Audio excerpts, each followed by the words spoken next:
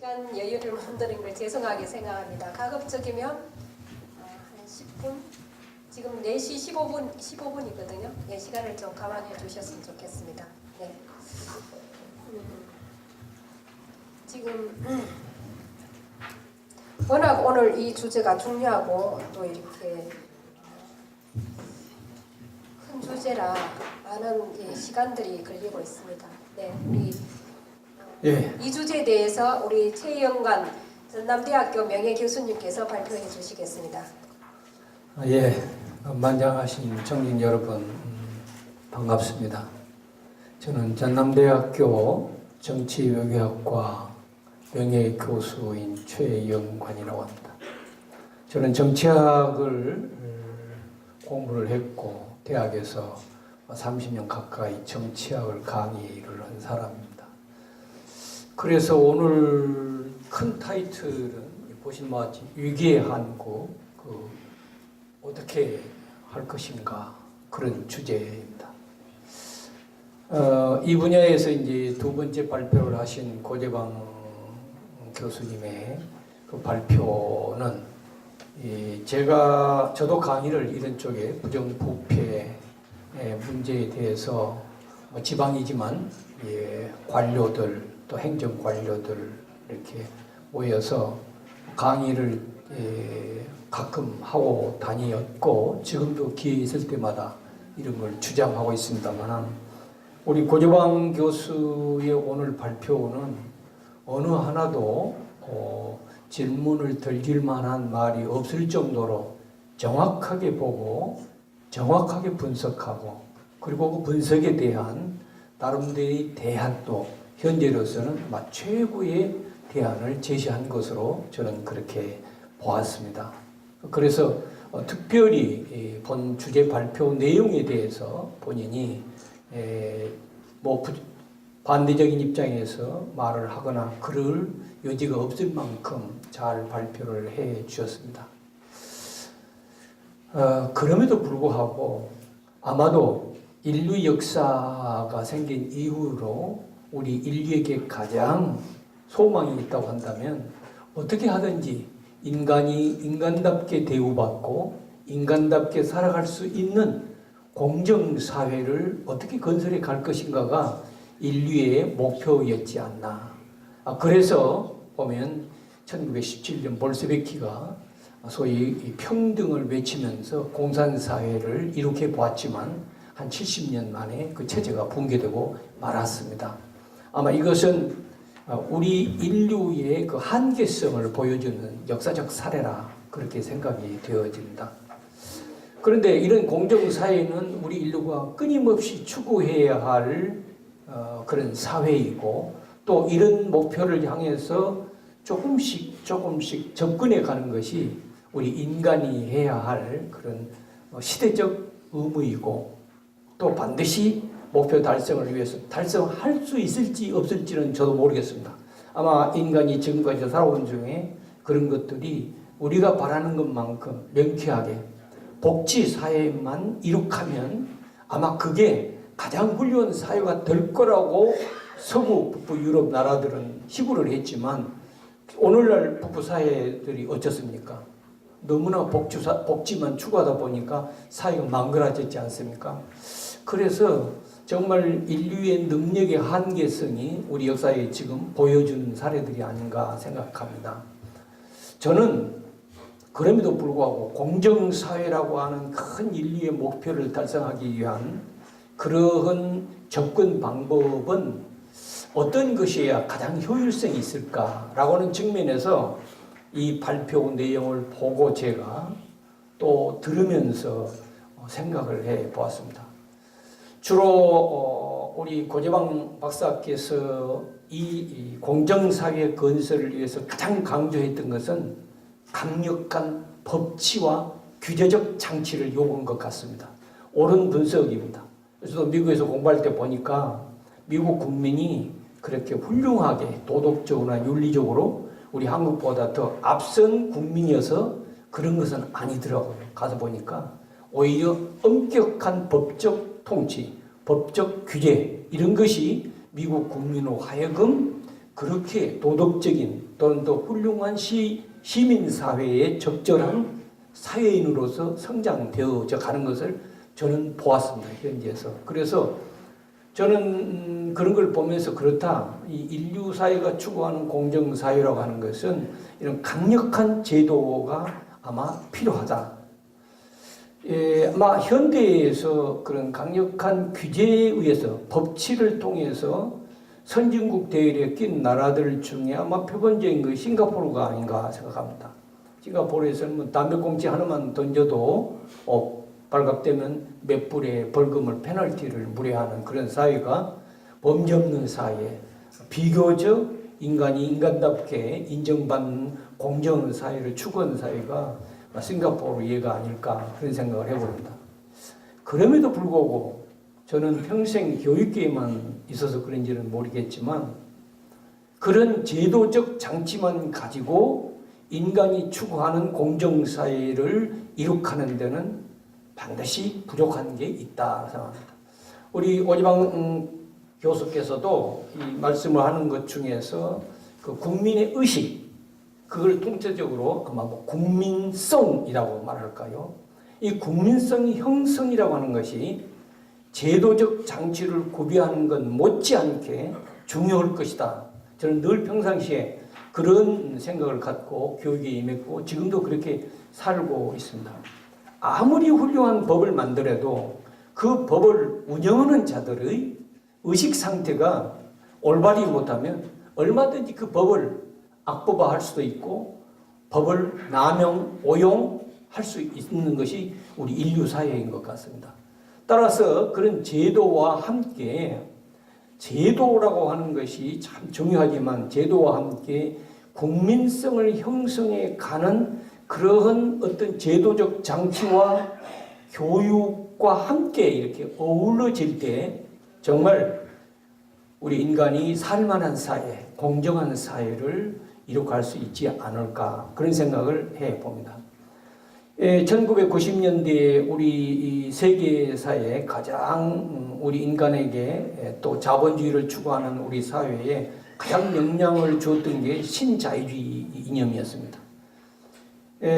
제가 기억으로 김영삼 대통령 때 신년사에 이런 국민 담화를 발표한 걸 지금도 기억합니다.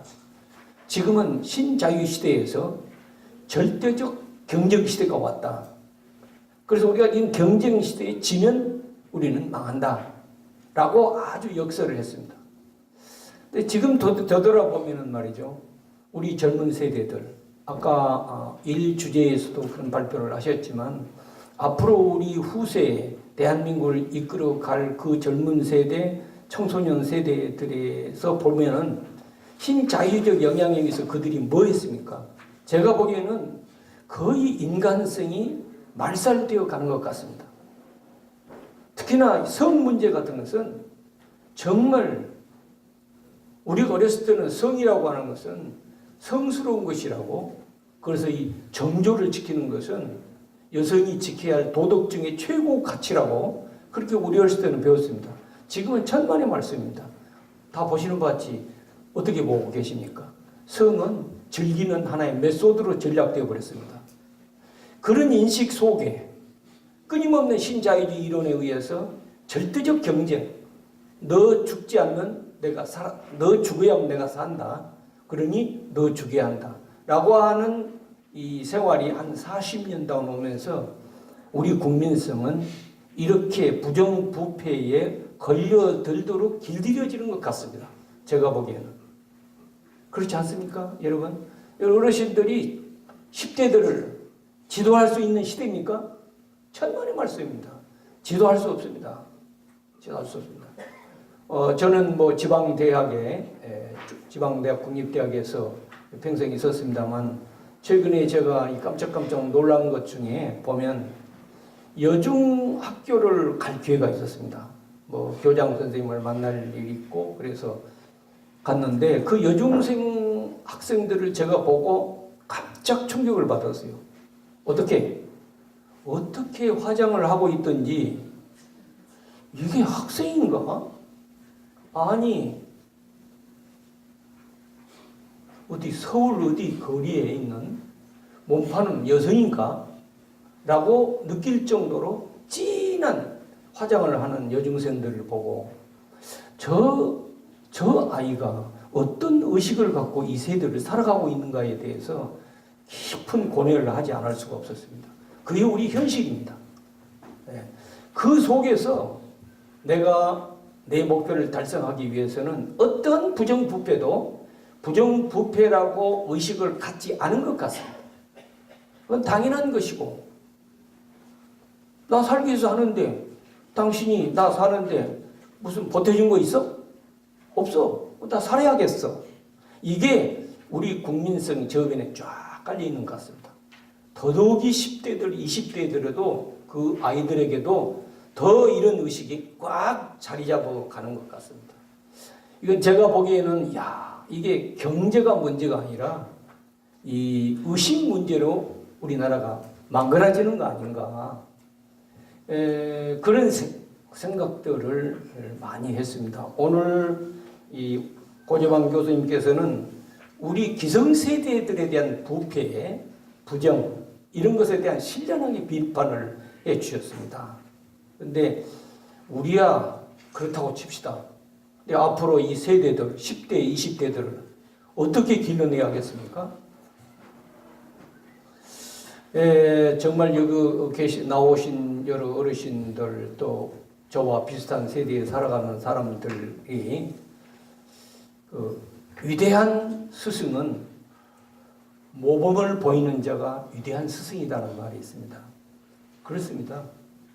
우리는 우리 세대 후세들에게 뭘 모범으로 보이고 있습니까? 이런 관치, 이런 부정부패를 10대 입들이 보고 저건 당연한 것이구나. 왜? 어른들이 저렇게 하고 있잖아. 나도 그렇게 배우는 거야. 그렇게 가는 거야.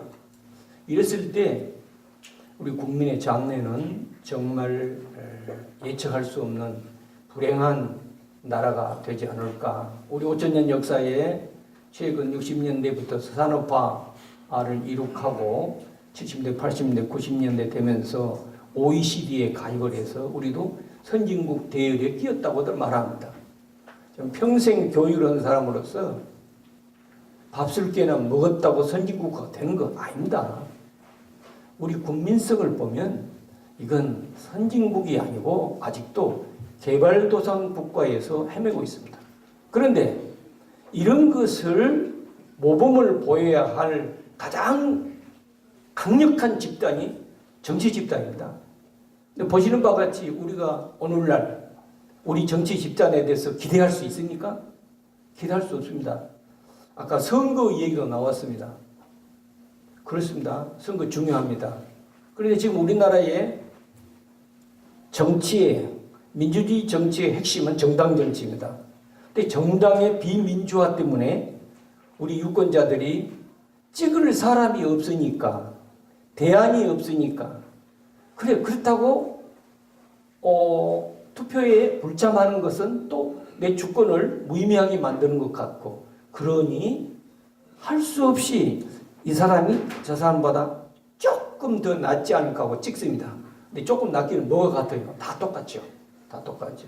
그래서 이런 제도적 장치 정말 우리가 심사숙고해서 저는 정치학을 하는 사람으로서 이 정치 제도나 정당 정치 민주화나 국회의원의 이 막강한 권력 이런 것들을 견제할 수 있는 것은 국민이 선거 때뿐입니다.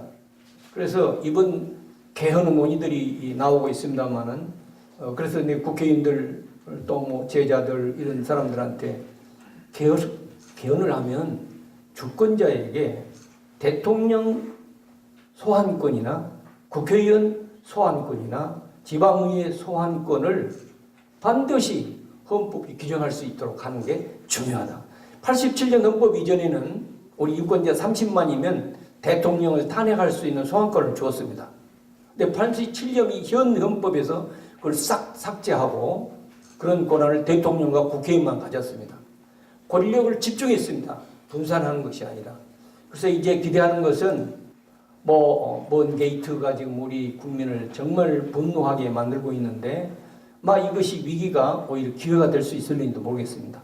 그래서 개헌을 하게 되면 주권자들에 대한 권력을 다시 회복하는 그러한 개헌이 되었으면 바라고, 또 여기 계신 분들도 할 수 있으면 그런 것들을 기회 있을 때마다 우리가 선의 압력을, 정치적 압력을 넣을 수도 있을 거라고 생각합니다.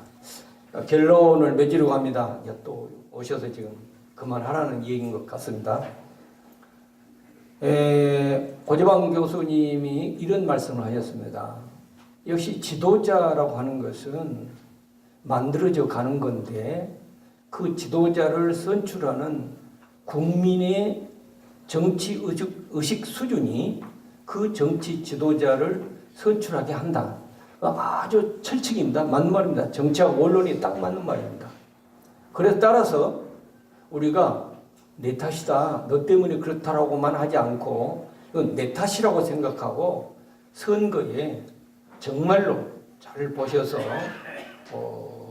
투표를 하시고, 또 그럴 수 있는 것들을 우리가 시민단체를 동원해서 압력을 가하고, 이러한 국민적 노력이 없는 한은 앞으로 또 몇 년, 아니 몇십 년 이대로 굴러가지 않을까, 그런 비관적 결론을 내리면서 두서없는 저의 토론을 여기에 마치겠습니다. 감사합니다.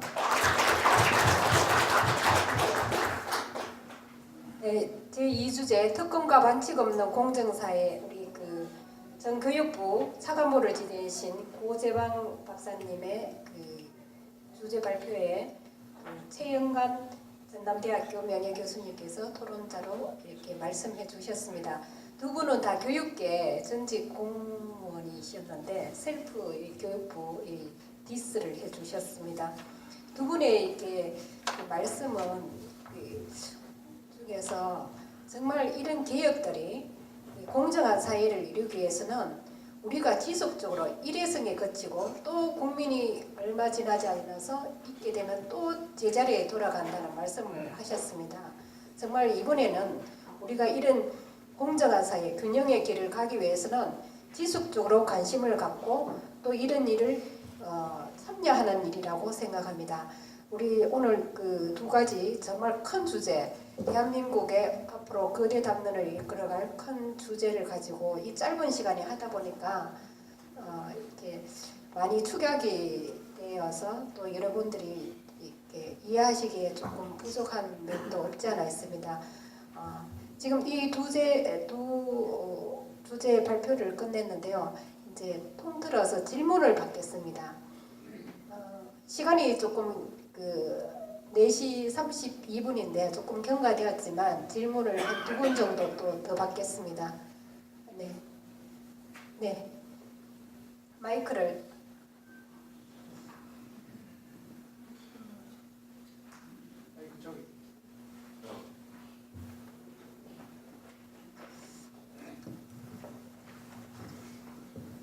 어느 분한테 질문을 해주실지 말씀해 주시죠.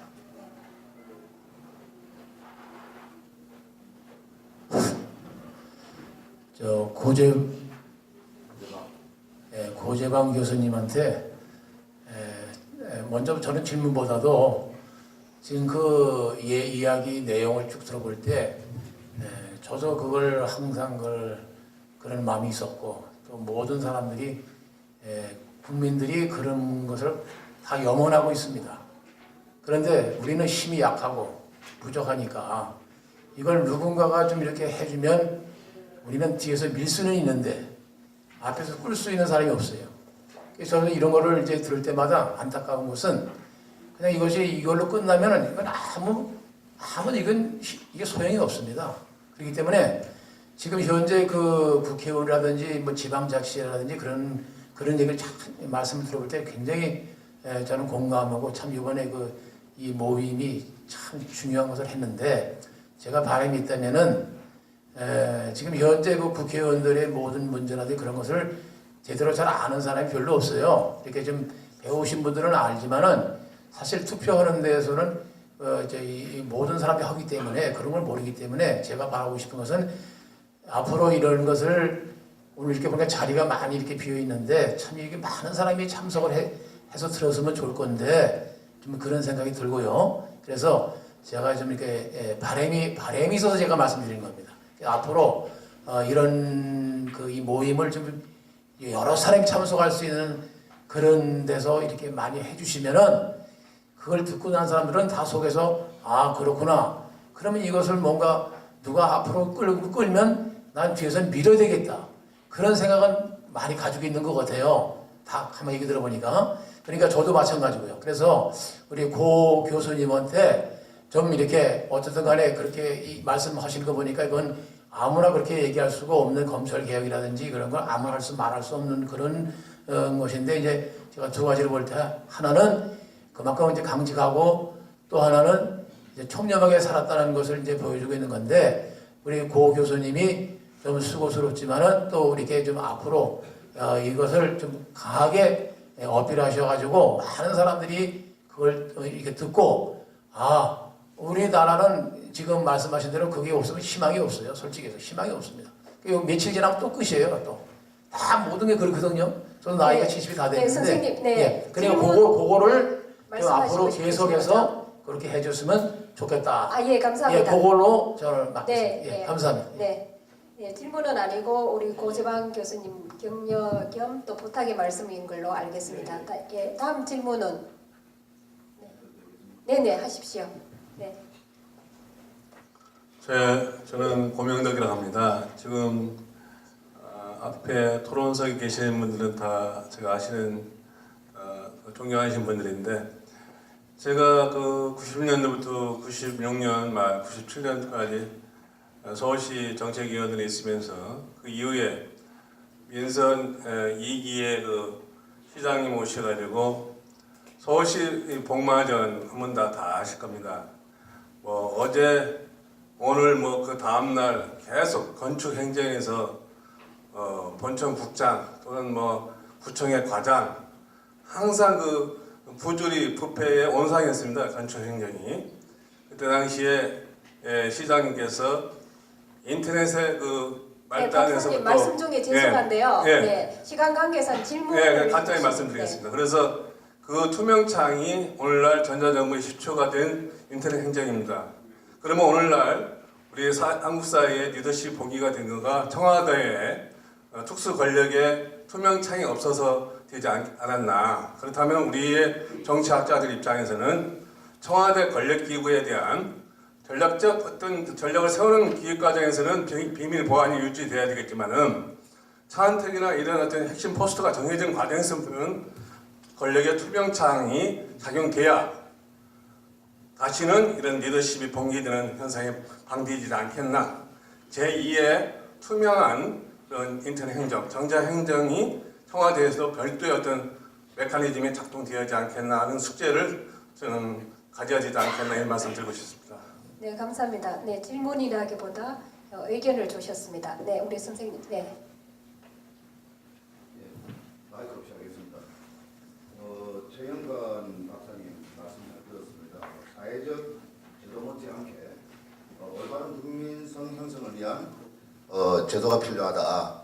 정말 뜻깊은 말이었고 저도 마음에 새기겠습니다. 정치에 대해서 잘 모릅니다만은 하나 여쭙고 싶은 게 현재 대한민국은 상권 분립 체계잖아요. 근데 현재 사법부가 행정부에 속해 있습니다. 현실적으로는 그렇습니다. 법적으로 나뉘지가 있는데, 그런데 이 문제하고 이러한 문제들이 근본의 문제이기 때문에 사회 구조를 많이 이렇게 좀 병들게 하지 않느냐 생각을 하고 개인적으로 혹시 상권 분립 외에 사건 분립이나 업권 분립은 가능한지 여쭙고 싶고요. 다음에 우리 고재방 교수님, 박사님 너무 아까 감명 깊은 말씀 들었는데 분노의 촛불이 희망의 촛불이 되어야 한다. 너무 감사합니다. 그러기 위해서는 현재 문제가 되고 있는 이 사회 적폐적인 요소가 어느 정도 해소가 돼야 되지 않겠습니까? 그래야 또 희망의 불씨를 살릴 수 있는데 제가 여쭙고 싶은 것은 아까 말씀하실 때 공수처가 필요하다. 그러면 공수처를 담당하는 기관은 어떻게 또 검찰이 돼야 되지 않습니까? 아니면 뭐 다른 방안이 있는 것인지 그걸 좀 여쭙고 싶습니다. 네. 네, 답변. 예, 좋은 코멘트 고마웠습니다. 우리가 이제 우리나라 경우를 보면 1948년 8월 15일에 권력 분립 원칙에 의해서 대한민국이라는 국가 정부가 수립되었습니다. 지금까지 정치학 원론에는 삼권 분립을 근대 국가의 근간으로 설명하고 있습니다. 그러나 이제 자본주의 국가 또는 선진 국가라고 하는 미국이나 영국 이런 나라들에 보면 제도적으로는 삼권 분립으로 하되 그 외에 플러스 알파로서 언론계라든가 시민단체라든가 이런 게 권력 분립의 한 축으로 기능을 하고 있습니다. 근데 불행하게도 아까 제1주제 발표도 그랬고 제2주제 발표도 그랬습니다만은 우리나라에 대단히 죄송하게도 언론들이 최근에 가서는 언론의 역할을 100% 발휘를 못하는 것인지 안 하는 것인지는 모르겠습니다만 그게 상당히 의문이 갑니다. 그러니까 선진국가 영국이나 독일이나 미국 같은 데 보면은 그 언론에 보이지 않는 정치적 압력이 정부에 막강하게 영향을 끼칩니다. 그래서 그 정부의 어떤 입법 중에 어느 한 부가 올바르지 않게 갈 때 그 언론이 견제 역할을 엄청나게 하거든요. 우리나라도 많이 하고는 있지만 최근에는 오히려 그렇지 못한 것 같습니다. 오히려 권력과 결탁하는 그런 경향성이 더 보여지고 있고 그래서 참 슬픈 일입니다만은 그래서 제도적으로 사권 분립 이런 말은 없고 앞으로도 당분간 없을 겁니다. 다만 언론 조직이나 체제나 또는 시민 단체들이 삼권 분립에 의해서 굴러가고 있는 정부에 대해서 상당한 영향을 압력화함으로써 그런 기능을 할 수는 있지만 제도적으로 사권 분립 그런 용어나 그런 제도는 아직 어떤 선진국가도 있지 않습니다. 대답이 되는가 모르겠습니다. 예. 예, 고위공직자 비리 수사처, 공수처 일명 공수처에 대해서 이제 말씀을 주셨는데 공수처에 대해서는 법안을 아까도 말씀드린 대로 10번 이상을 발의를 했습니다. 그래서 법안을 보시면은 이제 공통적으로 알 수 있는 게 이것은 한 두세 가지 특징이 있는데 첫 번째는 독립성과 전문성을 가진 별도의 기구다. 그러니까 경찰 조직하고는 별도 조직이죠. 독립성을 가진 그. 두 번째로는 이 조직에서 가지고 있는 권한이 수사권과 기소권을 가지고 있습니다. 지금 현재 검찰이 갖고 있는 그런 기능을 똑같이 갖고 있는 거예요. 세 번째는 더 중요한 것은 왜 이게 필요성인데 이 사람들이 수사하고 기소하는 대상이 고위공직자들, 특히 검찰에 속해 있는 사람들. 검찰은 자기 현직 검찰 직원들을 수사 기소 자체를 안 차잖아요. 봐주기. 그렇기 때문에 많은 문제가 발생하지 않습니까?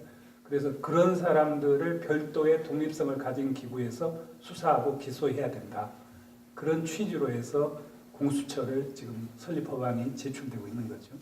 그래서 그 법안이 10번 이상 발의가 됐기 때문에 이렇게 한번 찾아보시면은 금방 이렇게 참고가 될 것 같습니다. 고맙습니다.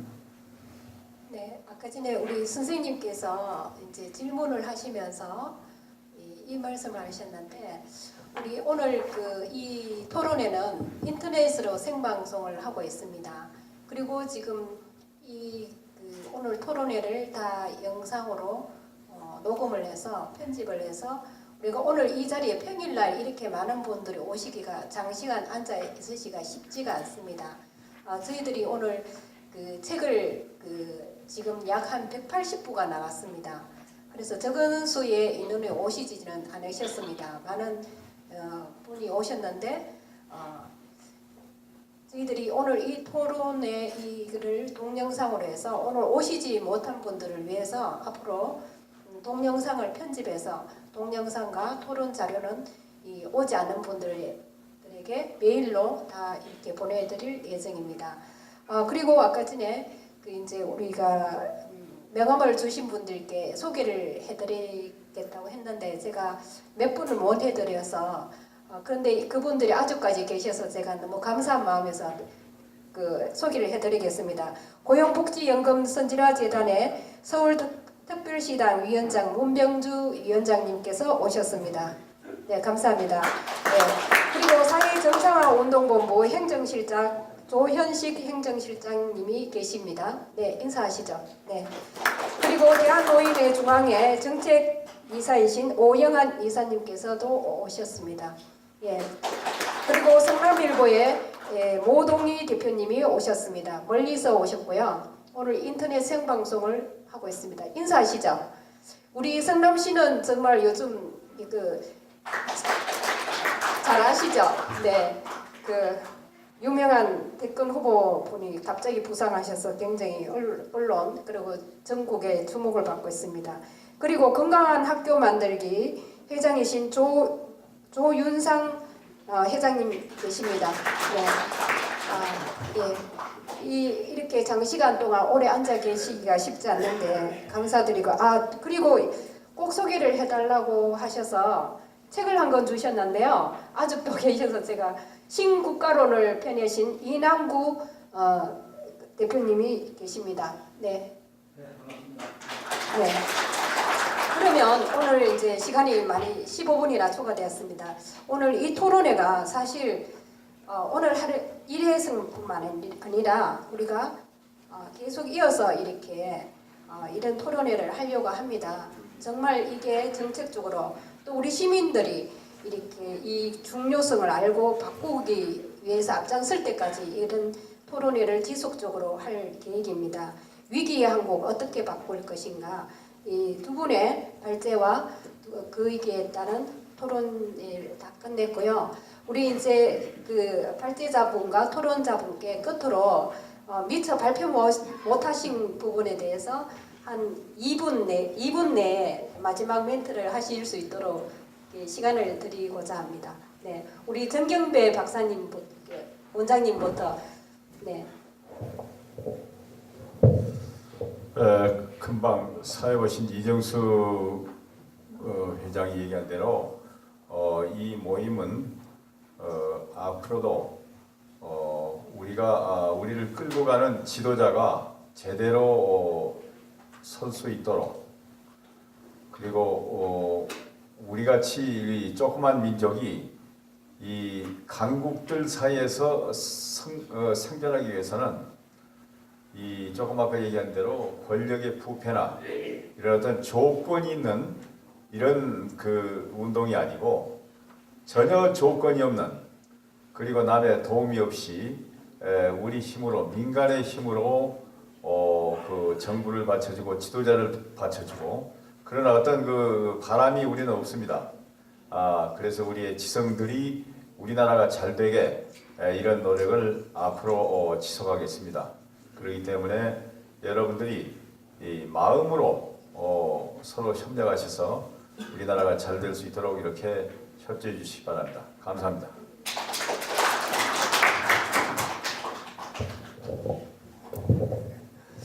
네, 모처럼 기회니까 제가 연령별로 선거구를 한번 생각을 해보자 했는데 그렇게 하더라도 저출산 고령화 시대에는 청년들의 비중이 급격하게 낮아질 수밖에 없기 때문에 열심히 투표에 참가한다 하더라도 의석을 차지하기가 굉장히 어려워져요. 이제 그렇다면 어떻게 하느냐? 젊음에 따라서 비례해서 의석수를 늘리도록 평균 연령이 29살 같으면 82세까지 많이 남았잖아요. 지금 50세는 얼마 안 남았잖아요. 젊음이 많은데 비례해서 의석을 배분하는 방법도 한번 생각해 보면 좋겠다. 뭐 금방은 안 되겠지만은 그런 의식을 가지고 이 청소년과의 격차 문제를 심각하게 생각을 했으면 좋겠다 이런 말씀드립니다. 네. 오늘은 제가 굉장히 비판적으로 비관적으로 발표는 했는데 사실은 굉장한 희망을 갖고 있습니다. 동전의 양면입니다. 비판을 하면 희망이 있는 겁니다. 사실 희망이 없으면 비판할 필요가 없는 거예요. 포기해버리는 거죠. 그래서 그리고 이번에 최근에 한 2달 동안 우리가 지켜보는 것, 세계가 주목하고 있는 거죠. 세계가 이런 평화적 시인은 없다고 보는 거죠. 자기의 치부를 드러내면서도 이렇게 평화적으로 촛불 시위를 하는 민족은 세계에 없다. 그래서 새로운 한류가 탄생됐다. 이렇게 뉴욕타임스나 워싱턴 포스트에서 보도하고 있죠. 그만큼 저력은 있는 거예요. 그래서 아마도 우리가 지금과 같은 것을 단시간 내에 이렇게 빨리 이렇게 할 수는 없겠지만은 점진적으로는 우리가 극복을 해나갈 것으로 믿습니다. 그런 희망을 갖고 그런 꿈을 갖고 앞으로 계속 좀 쓴소리도 하고 그러려고 합니다. 고맙습니다.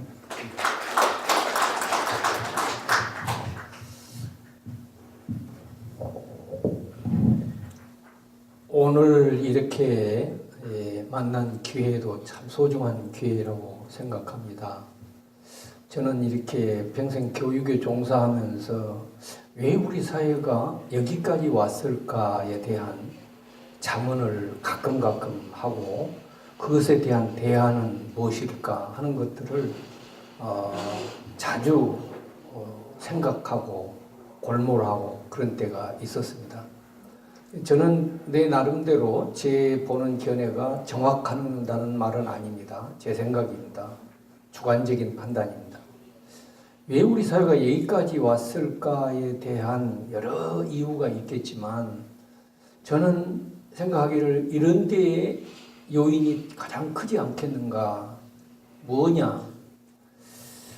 지금 우리 사회에는 아직도 이념의 갈등이 보이지 않게 상당히 있습니다. 저는 그런 걸 많이 느끼게 됩니다.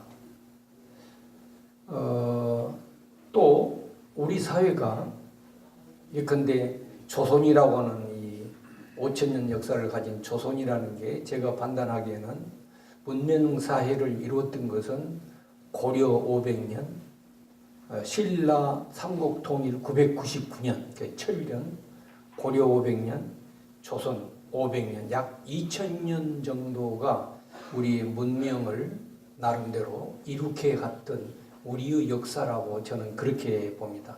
그 이전, 삼국 이전에는 훨씬 고대니까. 그런데 우리가 한번 보십시오.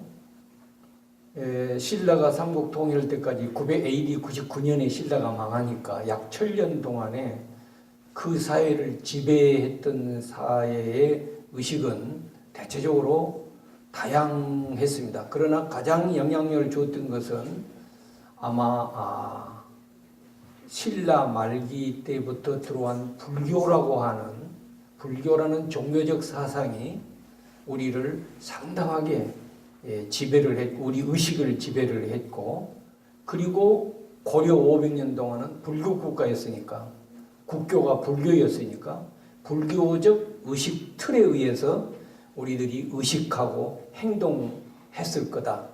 물론 제가 데이터를 빼서 서베이를 한 것은 아닙니다만 제가 분석은요.